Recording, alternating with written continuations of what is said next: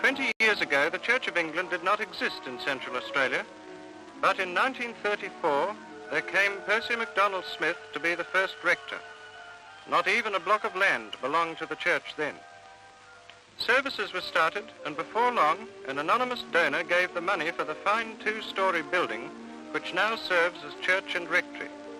There are regular services on Sundays and weekdays, and here, Sunday by Sunday, the faithful come to worship. Not only here, but in Tennant Creek, 300 miles away, regular services are held.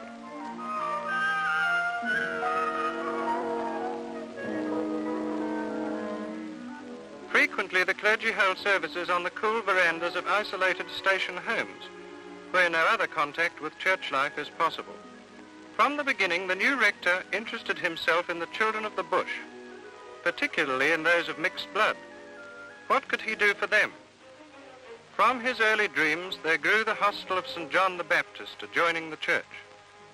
To this hostel, children of any parentage could come and attend school for a small fee, and very often no fee.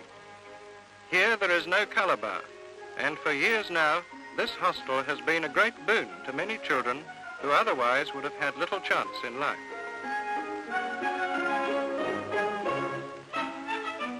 Yet it was not sufficient to provide for the many coloured children living on the fringes of the town and elsewhere under dreadful conditions, though the Commonwealth Government is doing its best to remedy this situation. But what happens to these delightful children when they leave school? Frankly, there are not many opportunities for them in the Northern Territory. It was Percy MacDonald Smith who first dreamed of a hostel in Adelaide, to which boys could go on from the Alice and learn a trade or go on to some higher form of education. In Adelaide, too, he felt that assimilation into the community would be easier for them. First, he had to enlist the sympathy of the Bishop of Adelaide, in whose diocese the proposed hostel would be.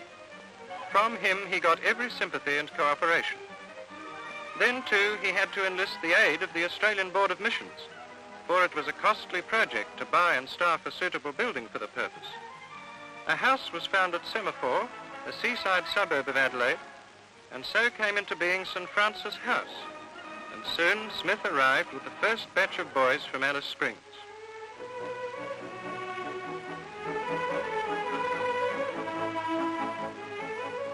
Here we see the present warden, under whose able guidance the hostel is run.